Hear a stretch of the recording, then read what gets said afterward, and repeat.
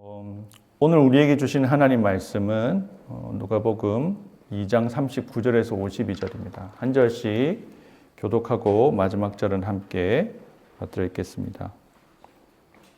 누가복음 2장 39절에서 52절. 주의 율법을 따라 모든 일을 마치고 갈릴리로 돌아가 본 동네 나사렛에 이르니라.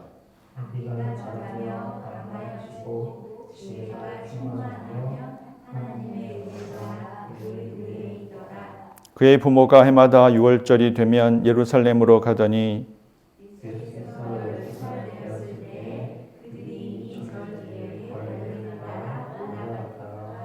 그날들을 마치고 돌아갈 때에 아이 예수는 예루살렘에 머무셨더라. 그 부모는 이를 알지 못하고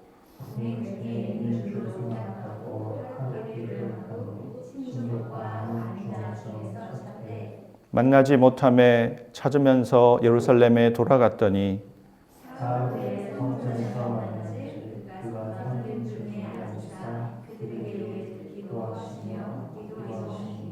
듣는 자가 다 그 지혜와 대답을 놀랍게 여기더라.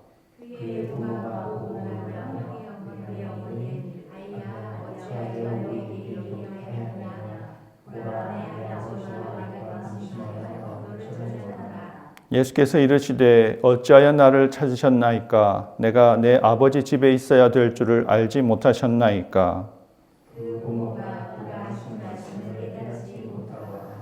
예수께서 함께 내려가사 나사렛에 이르러 순종하여 받드시더라. 그 어머니는 이 모든 말을 마음에 두니라.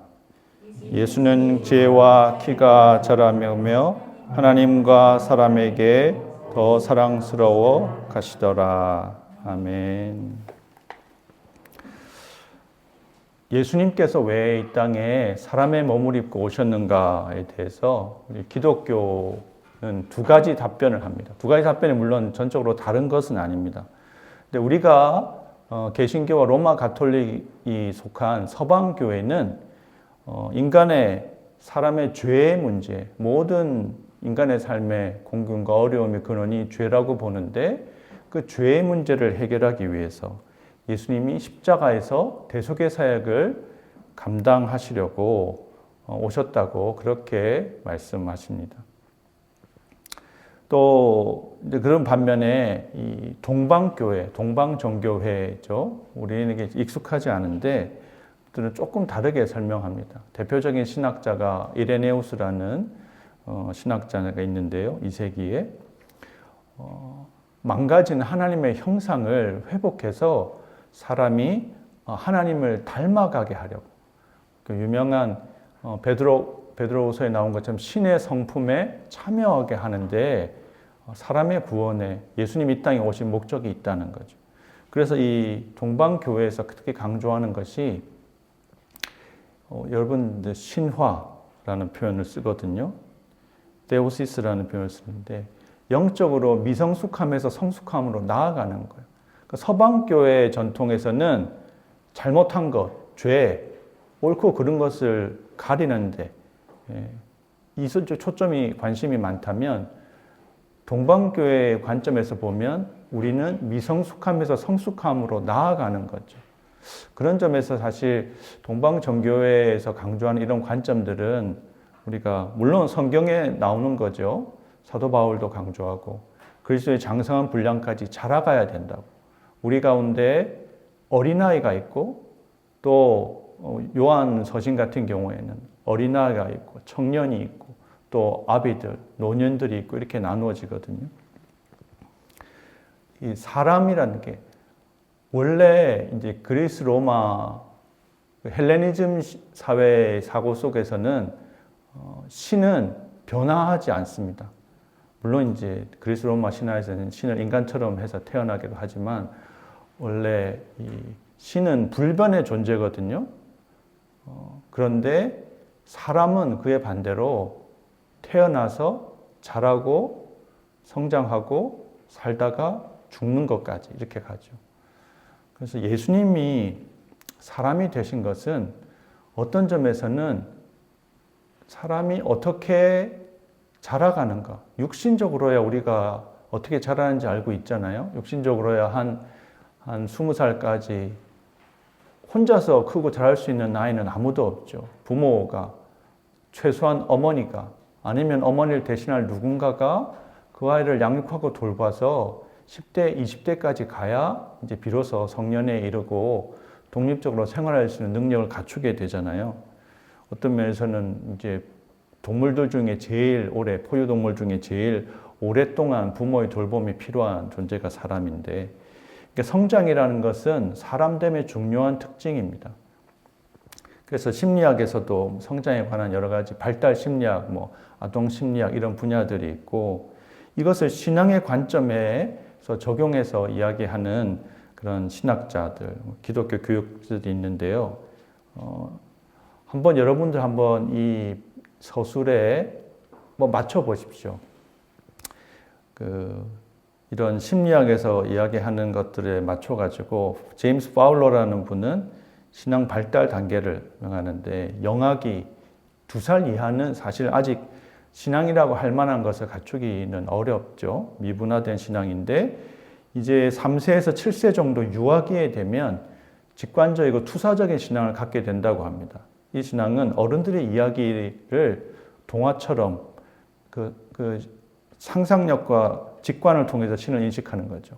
하나님은 수염이 이렇게 이런 할아버지처럼 이렇게 이미지를 가진다든지, 이런 그런 동화 속에 있는 존재같이 하나님을 대해 생각하다가 아동기가 되면 초등학생 시절에는 신화적이고 문자적인 신앙을 갖게 된다고 하는데, 성경의 가르침을 일단 문자적으로 다 이해하고 받아들이려고 합니다. 그리고 또 한 가지 특징은 인과응보식의 신앙을 가진다고 합니다. 청소년기 이후가 되면 종합적이고 인습적 신앙이라고 표현하는데, 자신이 속한 자기 부모님 믿는 신앙, 자기가 나가는 교회, 그러니까 이런 신앙 발달 단계는 이제 기본적으로 모태신앙으로 쭉 신앙의 가정에서 자란 경우를 전제로 하는 거죠. 중간에 믿는 경우에는 이런 단계들을 굉장히 빨리빨리 겹쳐서 겪어 나갈 수도 있을 텐데요. 처음에는 이 청소년기 이후에는 이 공동체 신앙을 기준을 자기 것으로 받아들입니다. 이 과정을 누구나 다 거쳐가야 되거든요. 그러다가 청년기 이후가 되면 개별적이고 반성적 신앙을 갖게 되는 거예요. 그냥 남들이 그렇다고 하니까 받아들이는 게 아니라 이제 이 신앙을 자기 것으로 비로소 삼는 시간이 있는 거죠. 타인의 권위에서 벗어나서 독립적인 개인적인 신념 체계를 확립하는, 그리고 종교의 상징성을 이해하는 시기가 청년기 이후에 오고, 근데 중년기 이후가 되면 또 신앙이 한층 성숙해지는데 결합적 신앙이라고 표현합니다. 세상에 존재하는 모순과 역설을 신앙의 관점에서 재해석해내는 거예요. 그리고 또 신앙이 점점 더 넓어져서 그때까지는 내 것만 옳다고 주장했고 내 방식으로 신앙생활을 해야 된다고 그런 사람들이 이제는 나와 다른 사람들도 이해하고 개방적인 태도를 취할 수 있게 됩니다. 대다수 사람들은 여기까지 가면 잘 간 거고요. 그 다음 단계가 보편화된 신앙인데, 이것은 소위 말하는 성인에 해당되는 분들. 개인이 아니라, 자기 집단이 아니라 보편적인 자기의 이익을 완전히 초월하여 온 인류에게 그야말로 원수까지 사랑하는 지경까지 가는 극소수의 인물들만이, 그렇다고 해서 이분들이 도덕적으로 완벽하다는 건 아니지만 사고나 생각의 지평 자체가 완전히 다른 거죠.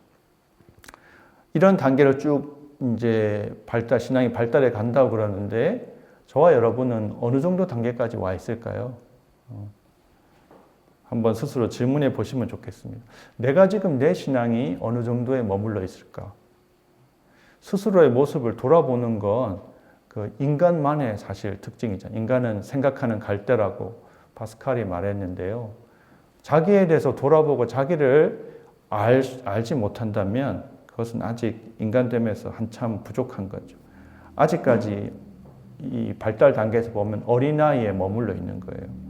그러니까 청년기나 장년기의 신앙까지 이르지 못했는데, 오늘 우리가 함께 읽고 묵상하는 이 말씀은 예수님의 이 유년 시절, 예수님 태어나고 영아 시절이죠. 영아기죠. 영아기 때 이야기, 예수님이 할례 받으시고 헌화식을 하신 것은 이야기가 있는데, 태어나시기 전에 이야기가 있는데, 예수님의 공생애 전까지, 30세쯤에 공생애를 시작하시기 전까지 유일하게 딱 한 가지 사건만 기록이 되어 있는데, 오늘 우리가 말씀에서 읽은 바로 예루살렘을 12살에 올라간 이 사건만 기록되어 있습니다.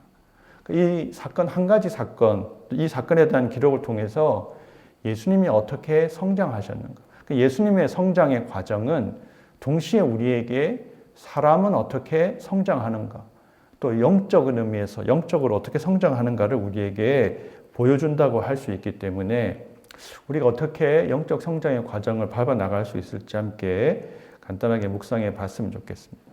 첫 번째로 영적 성장의 근원은 바로 하나님의 은혜입니다. 영적 성장의 근원이 뭐라고요? 하나님의 은혜입니다. 우리 39절, 40절 말씀에 아기가 자라며 강하여지고 지혜가 충만하며 하나님의 은혜가 그의 위에 있더라. 하나님의 은혜 속에서 아이는, 또 사람은 영적으로 성장한다는 거예요.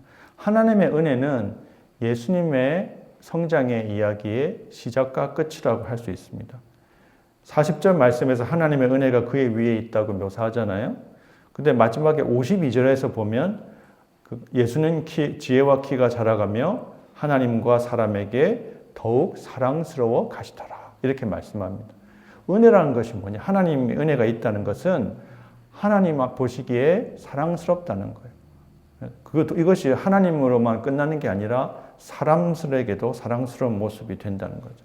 은혜라는 말은 원래 누군가에게 누군가 A라는 사람이 B에 대해서 가지는 호의, 좋은 뜻, 애정, 배려, 돌봄 이런 것들이 은혜라고 할 수 있거든요. 카리스란 말이. 그래서 내가 누군가에게 은혜를 베풀면 이 은혜를 베푸는 사람의 마음에 어떤 게 있냐면 기쁨이 있어요. 헬라어로 은혜가 카리스인데 기쁨은 카라입니다. 닮았죠? 같은 언어에서 나온 거예요. 또 반대로 은혜를 받은 사람도 그 삶의 마음에 기쁨이 있는 거죠. 이 하나님의 은혜가 어떻게 예수님께 임했는지에 대해서 굉장히 무미건조하게 서술하지만 우리가 그것을 나중에 예수님이 공생에 들어설 때 확인할 수 있거든요. 예수님이 세례 받으실 때 누가복음 3장에 보면 이렇게 말씀합니다. 성령이 비둘기 같은 형체로 그의 위에 강림하시더니 하늘로부터 소리가 나기를 너는 내 사랑하는 아들이라 내가 너를 기뻐하노라 하시니라. 독생자 예수 그리스도를 향한 하나님의 은혜가 이런 하나님의 말로 표현이 되는 거예요. 이거는 객관적으로 알 수 있게 공개적인 사건으로 이렇게 물론 사람들의 이야기를 다 들은 건 아니지만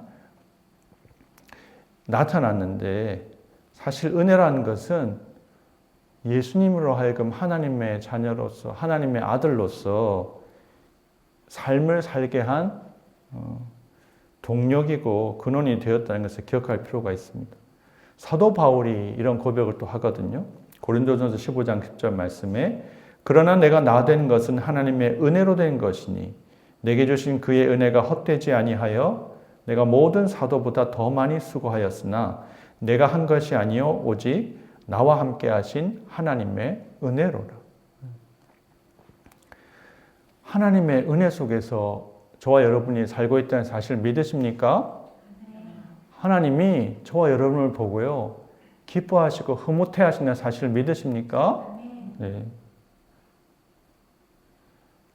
그런데 하나님의 이 은혜는 우리 자신들에게만 국한되지 않습니다. 하나님의 은혜는 모든 사람들에게 모든 사람들을 포함하고 있어요.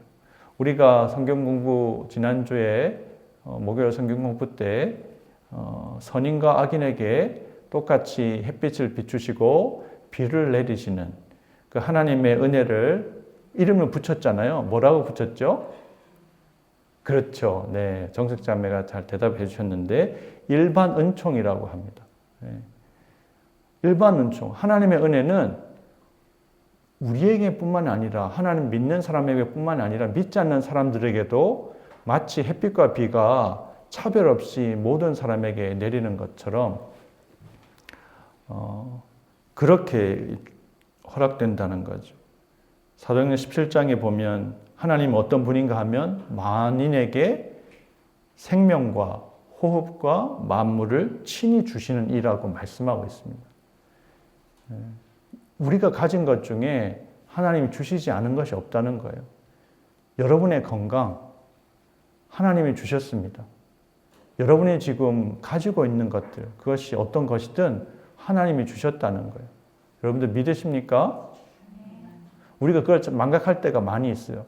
그거를 알 때와 망각할 때 결정적인 차이가 뭔가 하면 하나님이 주셨다는 것을 믿으면 하나님이 또 주실 거라는 걸 기대할 수 있거든요.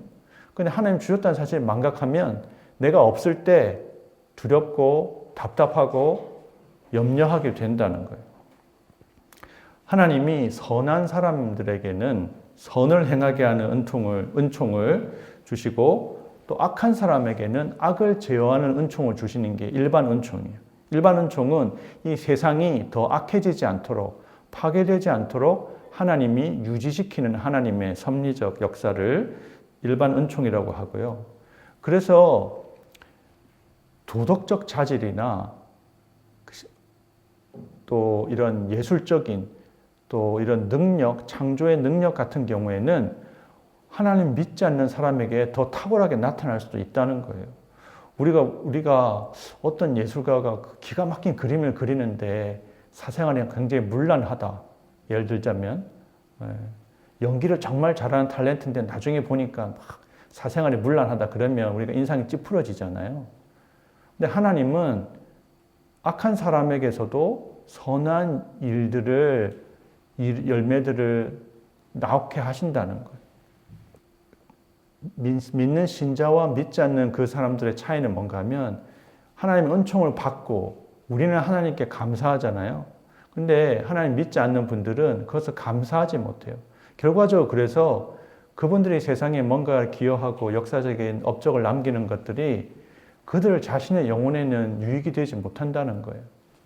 신자들에게만 주시는 은총을 특별 은총이라고 하거든요. 이 특별 은총은 신자로 하여금 신자를 구원하는 은혜를 말하는데 이 구원하는 이 은총은 신자들을 예수님의 형상으로 모습으로 바꿔가게 하신다는 거죠. 그래서 우리가 은혜에 대해서 생각할 때 은혜는 우리는 뭔가를 선택할 때 이것이 가치가 있기 때문에 그 내재적인 가치 때문에 선택하잖아요. 이게 좋으니까 선택하잖아요. 근데 하나님의 선택은 그것과 다르다는 거예요. 하나님의 선택은 하나님이 선택해서 좋게 만드는 거예요. 나쁜 걸 선택해서 좋게 만드는 것이 하나님의 은혜의 모습이라는 거예요. 남들이 볼 때는 이건 쓰레기야. 더 이제 쓸모가 없어. 버려. 이렇게 말하는 것을 하나님은 놀라운 예술 작품으로 하나님의 창작물로 만드신다는 거예요. 그래서 로마서 5장 8절에 보면 하나님의 은총이 어떤 사람들에게 주어지느냐. 우리가 아직 죄인 되었을 때 그리스도께서 우리를 위하여 죽으심으로 하나님께서 우리에 대한 자기의 사랑을 확정하셨느니라. 저와 여러분이 하나님 보실 때 어떤 존재라고요? 죄인이라는 거예요. 죄인이라고요. 우리가 괜찮아서 하나님이 선택한 게 아니에요. 예수님 믿는 이유가 우리가 가능성이 많기 때문에, 물론 가능성이 있기 때문에 하나님이 선택하신 거죠. 근데 하나님 그 가능성을 우리 삶에 실현시켜 나가시는 것은 우리에게 선물로 주신 성령 하나님이시기 때문에 하나님의 구원의 은총은 결론이 어떻게 되느냐. 그렇게 죄인들에게 부어진 구원의 은총은요, 아무도 자랑하지 못하게 하려 하심이라고 했거든요. 하나님이 우리를 선택하시고 구원하셔가지고 무엇을 위해서 구원하셨냐면 에베소 2장 10절에 있는 것처럼 우리는 그의 만드신 바라 그리스도 예수 안에서 선한 일을 위하여 지으심을 받은 자니 이 일은 하나님이 전에 예비하사 우리로 그 가운데서 행하게 하려 하심이라. 하나님 우리에게 선한 일을 하도록 우리를 선택하셨다는 거예요. 또 빌립보서 2장에서 뭐 어떻게 말해요? 너희 안에서 행하시는 이는 누구시라고요? 하나님이시니 자기의 기쁘신 뜻을 위하여 너희로 소원을 두고 행하게 하신다. 이렇게 말씀하고 있습니다. 하나님의 은혜는 지금도 우리 가운데 햇빛처럼 비추어집니다. 그래서 우리 가운데 하나님의 아름답고 선한 일들이 일어나도록 하신다는 걸 기억했으면 좋겠습니다. 그리고 그 역사는 우리 자신들에게, 신자들에게만 제한받지 않는다는 거예요. 여러분 각자가 내가 하나님의 은혜를 받았다고 믿으시나요?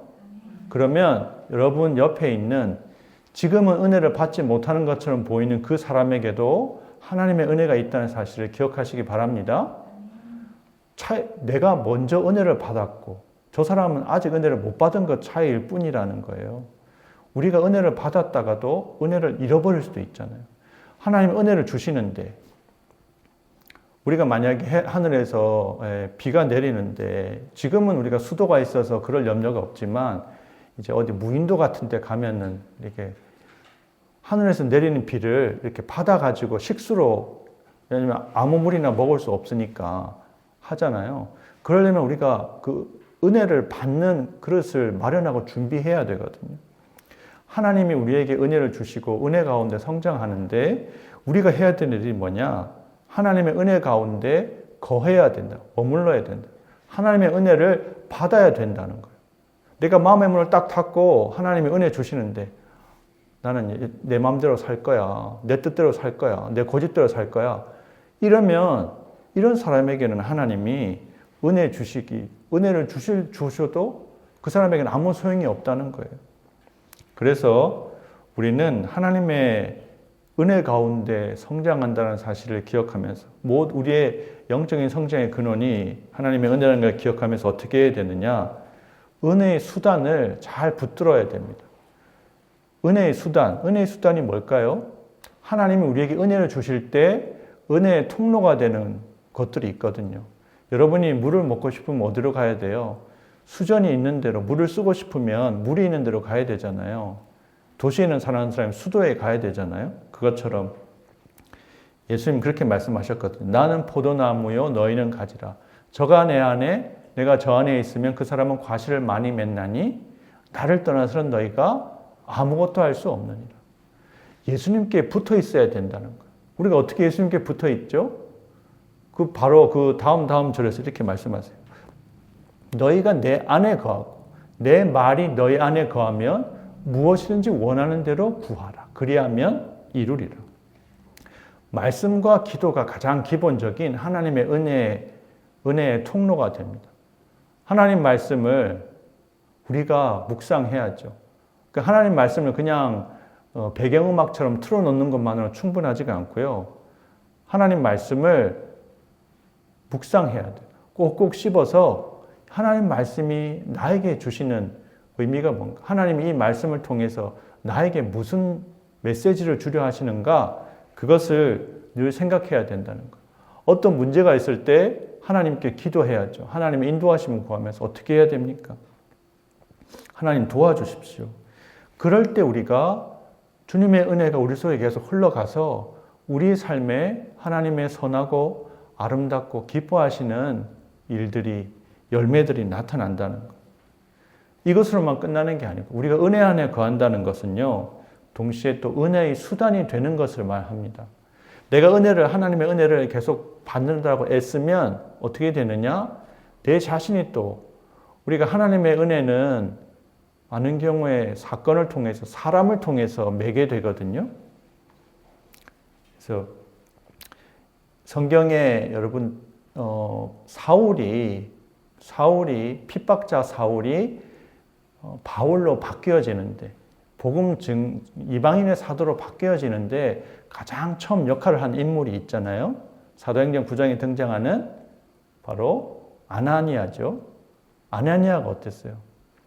다메섹에서 도상에서 다메섹으로 가다가 부활하신 예수님을 사울이 만나가지고 꼬꾸라져가지고 눈이 멀거든요. 앞에 보이지 않는 거예요. 그래서 그 같이 있던 사람들이랑 해서 다메섹까지 갔는데 사울이 예수님 만난 충격이 너무 커가지고 먹지도 못하고 마시지도 못하고 그러고 있었거든요. 그럴 때 주님이 아나니아, 다메섹에 있는 제자인 아나니아에게 나타나셔서 말씀하셨어요. 여차저차하게 집가라는 거리에 가면 저 다메섹에 지금 사울이 눈도 못 뜨고 저러고 있다. 네가 저에게 찾아가서 저를 안수하고 저 눈을 뜨게 해줘라. 그랬더니 아나니아가 뭐라고 그랬냐면 주님, 저 사람은요 교회를 핍박하는 사람이에요. 저 사람은 악한 사람이에요. 근데 주님이 이미 그 사람한테 네가 갈 거를 다 보여줬다는 거예요. 이미 네가 갈 거를 보여줬으니까. 그리고 이 사람은 이방인을 위해서 내가 준비한 그릇이다 라고 그렇게 알게 해주셨어요. 그때 아나니아는 자기가 알던 그런 선입견과 경험을 내려놓고 주님의 말씀에 순종해서 사울에게 찾아가서 사울에게 안수하고 사울의 눈이 띄어지도록 다친 눈이 열리게 만들고 사울에게 세례를 주고 이 사울을 형제로 받아들이게 됩니다. 근데 이 사울이 바울로서 이방인의 사도로 사는데 또 한 사람의 중요한 도움을 주는 인물이 있거든요. 그 사람이 누군가 하면 바로 바나바예요. 바나바가 예루살렘에 올라간 사울의 이야기를 듣고요. 사람들이 여러분들 우리나라에도 그 탈북민들이 오면 그 국정원에서 운영하는 하나원인가? 거기에 가가지고요. 이 사람이 간첩이 아닌가? 진짜 북한에서 떠나서 자유를 찾아온 게 맞는가를 이렇게 심사하고 신문하는 과정들이 있다고 하더라고요. 그래서 그런 과정들을 계속 거쳐가지고 증명이 되는데 사실 계속 사울은 악명 높은 사람이었으니까 그 사람이 교회를 핍박하고 그리스도인들을 잡아넣던 사람이 예수를 믿게 됐다니까 처음부터 그거 받아들이기가 쉽지 않을 수 있잖아요. 의심이 많은 사람들은 뭐야 그거 헛소문일 거야. 그 위장해서 와가지고 그리스도인들을 탁 잡아가려고 하는 그 작전일지도 몰라. 이렇게 생각할 수도 있잖아요. 근데 바나바가 그의 보증이 됐어요. 내가 책임질게. 이 사람이 진짜 부활하신 예수님을 만난 게 맞아. 이 사람은 진짜 변화됐어. 그래서 사도들에게 이 사울을 소개해 주거든요. 그리고 나중에 안디옥 교회에 바나바가 수석 목회자였는데 이 사울이 복음의 증인으로 이방인의 사도로 사역할 수 있도록 또 같이 데리고 있으면서 1차 전도 여행을 같이 떠난 그런 귀한 역할을 감당했는데요. 바나바의 이름이요, 이 위로의 아들 이런 뜻인데요. 이게 헬라어로 하면 휴오스 파라클레세오스. 파라클레세오스 하면 여러분들 성령님의 별명이 있잖아요. 성령의 별명이 뭐죠? 네? 보혜사라는 표현 들어보셨죠? 보혜사. 그거랑 같은 말이에요. 성령님이 하시는 것 같은 역할을 바나바가 바울에게 했다는 거예요. 그래서 우리 안에 성령님이 계시고 우리가 하나님 은혜 가운데 있으면 다른 사람들에게 이런 역할을 한다는 거예요. 성령의 도구로, 보혜사 성령의 도구로 사용되기를 축원합니다. 그러면 은혜에 대한 믿음이 있고요. 은혜 가운데 늘 머물려고 하고 노력이 있어야 된다는 거예요. 두 번째로 영적 성장의 지표는 하나님 의식입니다. 우리가 41절부터 50절까지 사건의 내용들은 여러분이 익숙하게 잘 아시잖아요. 요셉과 마리아의 경건한 가정에 태어난 아기 예수님은 이 가정의 경건한 특징 중에 하나가 원래 신명기에 보면 1년에 3차례 예루살렘 성전에 올라가도록 명하고 있거든요. 근데 매년 이 가정은 6월절에 성전에 올라갔다는 거예요. 꽤 먼 거리죠. 150, 적어도 한 150km 정도 되는 먼 거리를 6월절을 지키러 올라갔는데 12살에 아마 매년 갔을 것 같아요. 왜냐하면 6월절 행사는 기본적으로 가족 행사거든요. 그래서 예루살렘 성전에 가서 어디 방을 빌려가지고 거기서 이제 유월절 식사를 하고 보내고 여느 때처럼 돌아오는데 보니까 하루가 지났는데 예수가 없는 거예요.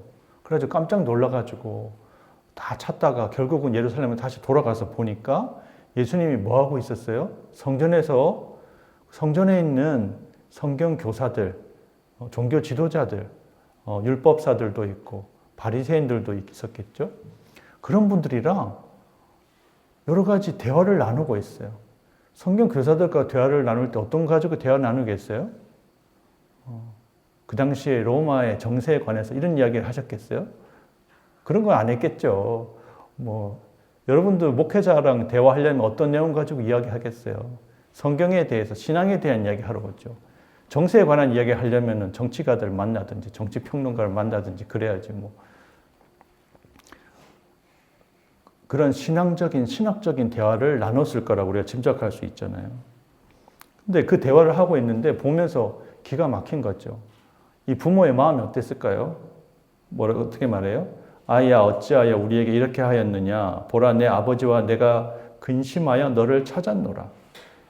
이 마리아의 이 말이 어감이 어땠을까요? 차분하게 이렇게 이야기했을까요? 아니면 약간 짜증이 섞이고 황당하고 괘씸한 이런 마음이 섞여 있었을까요? 우리 같았으면 다 그런을 당했으면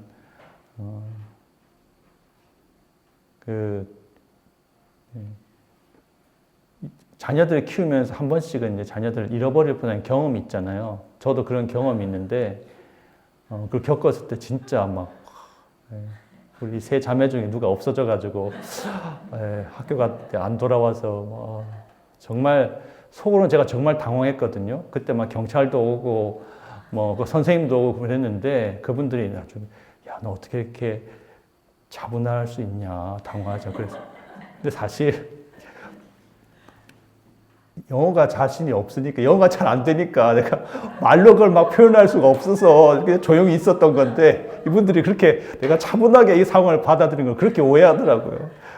근데 속으로는 정말 걱정하고 염려를 많이 했어요. 제가 영어가 잘 됐으면 막 뭐라고 했을 텐데 근데 그렇게 못했거든요. 근데 하여튼 이 마리아 입장에서는 이 예수가 이제 컸다고 해서 자기 생각대로 이렇게 혼자 행동하는 게 못마땅했을 수도 있잖아요. 예수님의 말씀이 놀라워요. 어찌하여 나를 찾으셨나이까? 내가 내 아버지 집에 있어야 될 줄을 알지 못하셨나이까? 마치 당연히 내가 예수님이 이런 대화를 나누기 위해서 성전에 머무는 거를 오히려 부모가 이해를 못한다는 식으로 이야기하는 거예요. 여기서 내 아버지와 내가 근심했다 그랬잖아요. 근데 마치 이렇게 보면 자기 아버지가 요셉이 아닌 것처럼 지금 이야기하는 거잖아요. 그러니까 이 마리아는 또 이 부모들은 예수님의 말을 전혀 이해하지 못했어요. 여러분들 성경에 보면 여기 내 아버지 집에 각주가 붙어 있어요. 나중에 성경 찾아서 보시면 여기에 보면 또는 내 아버지의 일에 관계하여야로도 번역할 수 있다고 그렇게 내 아버지의 집에라는 말은 원래 말은 내 아버지의 것들에 이런 말이거든요. 그래서 이것을 신학자들이 번역을 할 때 내 아버지의 집에 여기가 성전에 있었으니까 혹은 또 번역을 내 아버지의 일에 관계하여야 이렇게도 해석이 가능하다는 거예요. 예수님이 이것을 통해서 우리에게 뭘 보여주느냐? 하나님의 은혜 가운데 자란 예수님은요, 벌써 12살 때 아버지의 집에서도 보면 어린아이는 자기만 생각하잖아요. 근데 점점 크면 부모님 마음도 생각하고 집안이 어떻게 돌아가는지 이런 것도 생각한단 말이에요. 예수님이 벌써 그렇게 됐다는 거예요. 내 아버지 집에 대한 생각 혹은 내 아버지 일에 대한 관심을 갖게 됐다는 거예요. 그리고 예수님이 이제 이 말은 성경에서 예수님이 하신 최초의 말이에요. 내 아버지의 집에 있어야 될 줄 알지 못하셨나이까? 내 아버지의 집에. 하나님 아버지가 예수님의 아버지라는 사실을 최초로 고백하고 있는 거예요. 영적 성장은요, 육신의 것들, 육의 것들을 넘어서서 영적인 일에 또 하나님의 일에 우리의 마음을 쓰고 관심을 기울이는 데 있다는 거예요. 이 예수님의 성장에 대해서 묘사할 때 지혜가 자란다는 표현을 계속 쓰거든요. 지혜가 충만하고 지혜가 자란다고 그러는데 우리 영적인 지혜, 그리스도인에 있어서 지혜의 핵심은 하나님 아버지를 아는 거예요. 지혜는 뭐예요? 여호와를 경외하는 것이 지혜의 근본이요 거룩하신 자를 아는 것이 명철이니라. 하나님께 마음을 쓰는 것. 우리식으로 익숙하게 말하면 하나님을 의식하는 것. 여러분은 어떤 것을 많이 의식하시나요? 제일 많이 의식하는 게 여러분 자신이잖아요. 자신. 내 기분이 어떤가? 다른 사람이 날 어떻게 볼까? 어떻게 생각할까? 이거 제일 많이 의식하시죠.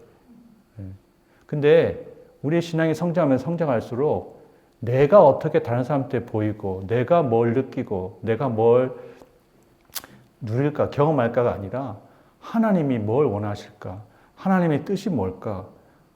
하나님을 어떻게 하면 기쁘시게 할까에 더 마음을 쓰게 된다. 예수님이 생애 예수님이 보여주신 그 모습을 보면 예수님은 밥 먹는 것보다 나를 보내신 이의 뜻을 행하며 그의 일을 온전히 이루는 것이 예수님의 양식이라고까지 말씀하고 계세요. 여러분 밥 먹는 게 좋으세요? 예배 드리는 게 좋으세요? 네, 둘 다 네. 선택해야 된다면 네. 하나님께 우리의 마음이 얼마나 가 있나 뭔가를 할 때 어떤 행동을 할 때 그래서 때로는 그 행동이 상식적이지 않을 수 있어요. 예수님의 관심은 요한복음 6장에 내가 하늘에서 내려오는 것은 내 뜻을 행하려 함이 아니요 나를 보내신 이의 뜻을 행하려 함이라 이렇게 말씀하셨어요. 어쩌면 예수님이 성전에서 그 스승들과 대화하면서 성경 교사들과 대화하면서 그때 내가 누구인가? 내가 이 땅에 존재하는 목적이 뭔가? 하나님이 야훼 하나님이 내 아버지가 되신다는 사실을 깨닫고 자각했을지도 모릅니다. 우리는 얼마나 하나님의 집에 하나님의 일에 마음을 쓰고 살아가고 있습니까? 우리가 뭘 하든지 어떤 동기로 하는가 정말 중요하거든요. 그래서 우리의 마음이 우리 마음에 하나님이 얼마만큼 비중을 차지하는지가 우리 영적 성장의 지표라는 거예요. 그렇다고 해서 하나님의 일은 꼭 교회의 일은 아닙니다. 교회의 일을 가장 많이 신경 쓰는 건 목사인 제가 할 일인데요. 우리의 삶에서 하나님의 일, 교회 일일 수도 있고 가정 일일 수도 있고 직장 일일 수도 있고 내 학업일 수도 있고 돈 버는 일일 수도 있고 자녀를 돌보는 일일 수도 있어요. 그것에 있어서 하나님을 의식하며 하는 게 무엇보다 중요하다는 사실을 기억하시기 바랍니다. 그리고 오늘 말씀의 마지막 영적 성장의 도구는 세 번째로 영적 성장의 도구는 바로 순종입니다. 예수님의 삶을 이후의 삶, 12살부터 30살, 30살 공생애까지 예수님의 생애는 딱 두 절로만 요약되거든요. 예수께서 함께 내려가사 나사렛에 이르러 순종하여 받드시더라. 그 어머니는 이 모든 말을 마음에 두니라. 예수는 지혜와 키가 자라가며 하나님과 사람에게 더 사랑스러워 가시더라. 마리아가 앞에서도 이 말씀 모든 말을 마음에 새겨 생각했다. 어쩌면 마리아가 12년이 지났잖아요. 12년 전에 받은 말씀을 그냥 잊고 살았는지도 몰라요. 그러니까 일상을 그냥 바쁘게 사니까 예수님의 아버지는 요셉이고 본인은 어머니고 그러니까 아이를 돌보고 키우는데 그냥 최선을 다하며 살았는데 하나님의 큰 계획과 뜻을 어느 순간에 쓱 잊었을지도 모릅니다. 마리아니까 안 잊었을 수도 있겠죠. 근데 우리는 진짜 많이 잊고 살잖아요. 인간적으로 내 혈육의 일들, 당장의 일상의 일들 하느라고 하나님이 주셨던 예언의 말씀, 약속의 말씀을 망각하고 살아가기 쉽다는 거죠. 근데 예수님이 이렇게 내 아버지 집에 있어야 되면서 분명히 자기 주장도 내세우고 어떻게 보면 굉장히 독립적인 그런 정체성을 보여주었는데도 예수님의 모습을 어떻게 기록되어 있느냐? 순종하여 받드시더라 이렇게 되어 있습니다. 이 순종하여 받으시더라고 표현한 말은 원래 이 헬라어는 휘포타소메노스거든요. 이게 휘포타소라는 동사에서 나온 말인데 이 성경에 여러분들 번역할 때 복종과 순종의 차이를 아시나요? 조금 헷갈릴 수 있는데요. 이 성경은 이 단어를 좀 구별해서 씁니다. 신약에서는. 복종은 휘파쿠오란 말이고 이걸 어떨 때 쓰는가 하면 자녀가 부모에게 하는 거. 이거는 영어로 번역하면 obey예요. obey. 말을 듣는 거죠. 부모의 지시에 따르는 거예요. 주로 미성년과 미독립 자녀가 부모에게 해야 되는 태도를 가리킬 때 휘파쿠오고 또 종이 자신의 상전에게 할 것도 마찬가지로 휘파쿠오입니다. 순종이라고 번역을 하고 있어요. 여기서는 순종하여 받으시더라고 표현함으로써 사실 이게 복종하다는 거거든요. 휘포타소인데 휘포타소는 누구의 권위를 인정하는 걸 말해요. 근데 이건 대표적으로 아내가 남편에게 남편의 권위를 인정해주는 태도가 사도 바울이 권면한 거거든요. 근데 에베소 5장 21절 그 앞에 보면 이런 표현이 나와요. 그리스도를 경외함으로 피차 복종하라 이렇게 말하고 있어요. 일반적으로 그리스도인들 간에는 피차 서로 복종하는 태도가 필요하다는 거예요. 세상에서는 내가 복종시키는 사람이 있고 복종당하는 사람이 있고 나눠지잖아요. 지배하는 자와 복종하는 자가 나눠지잖아요. 그리스도인은 이것이 이렇게 되는 게 아니라 상호적이라는 거예요. 서로 복종하는 자세. 왜냐하면 우리 안에 그리스도께서 계시기 때문에 그리스도의 영이 우리 안에 있기 때문에 우리는 내가 주장하는 입장이 아니라 내가 그리스도께서 행하실 일에 내 자신을 낮추고 그걸 인정하는 태도에 이것이 쓰인다는 거죠. 그래서 여기서는 예수님이 부모님의 권위에 그 하에서 살아갔다는 거예요. 현대인들한테는 이 단어는 정말 인기가 없어요. 모두가 다 평등한데 무슨 소리냐. 평등한데 평등하지만 분명히 이런 식의 권위는 존재하는 게 사실이거든요. 왜냐하면 예수님과 성부, 성자, 성령이 삼위일체의 기독교의 교리 가운데 놀라운 것이 성부자, 성령은 다 신적인 능력과 권위와 본질에 있어서 동등해요. 똑같아요. 그렇지만 성자 예수님은 언제나 성부 하나님의 뜻을 이루면서 살아가신다는 거예요. 늘 authority를 성부 하나님께 둬요. 이 땅에서 예수님이 어떻게까지 말씀하셨냐면 성부, 성령은 다 똑같거든요. 똑같이 전지전능하신데도 이 땅에 오셔가지고 예수님이 언제 재림하실지 종말이 올지에 대해서 아무도 몰라. 아들도 모르고 아버지만 안다고 그렇게 말했어요. 종말이 언제 올지에 대해서 안다고 말하는 건 100% 사기꾼이죠. 예수님도 모른다고 했는데 누가 알아요, 그걸. 하나님만 아시는 거, 계획은. 그래서 이 예수님의 모습, 순종이라는 건 예수님이 하나님의 준비하신 메시아로서, 사명자로서 성장해 가는데 예수님의 삶을 규정하는 또 중요한 지표가 된다는 것. 하나님이 은혜 주시고 우리 은혜를 받아야 돼. 은혜를 받아서 우리 뭐 해야 되느냐? 순종하며 복종하며 살아야 된다는 것. 누구에게 순종해요? 누구에게 복종해요? 네, 하나님께. 물론 여기서는 사람에게, 부모에게 하는 거죠. 그렇지만요, 우리가 사도 바울이 종이 상전에게 복종하라고 할 때 뭐라고 하냐면 모든 것을 죽게 하듯 하라고 했거든요. 세상 살아가는 데는 분명 권위가 있고 질서가 있는데 그때 우리가 궁극적으로 내가 하나님께 순종하고 하나님께 복종한다는 사실을 기억하면서 할 필요가 있다는 것.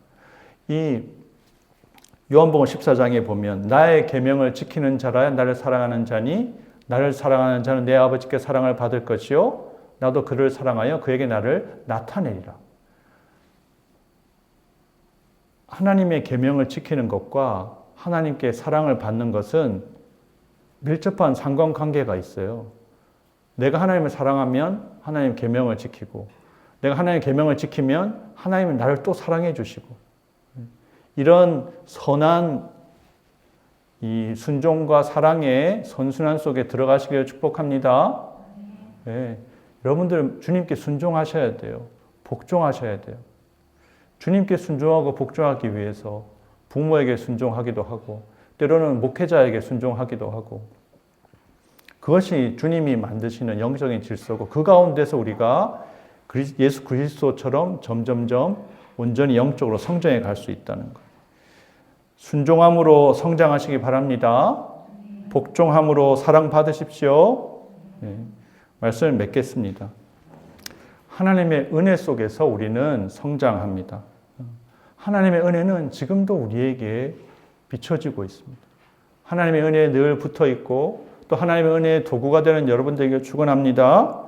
또 하나님의 일에 마음을 쓰는 하나님을 의식하며 살아가는 여러분 되시면 좋겠어요. 내가 얼마만큼 하나님을 의식하며 살고 있는가. 하나님께 마음을 쓰고 하나님의 일에 하나님의 집에 마음을 쓰고 살고 있는가. 그것을 통해서 자기 자신을 늘 돌아보시기 바랍니다. 그리고 하나님께 순종함으로 하나님께 복종함으로 그렇게 영적으로 성장해 가시는 그래서 그리스도의 장성한 분량까지 자라가시는 저와 여러분 되기를 주님의 이름으로 축복합니다.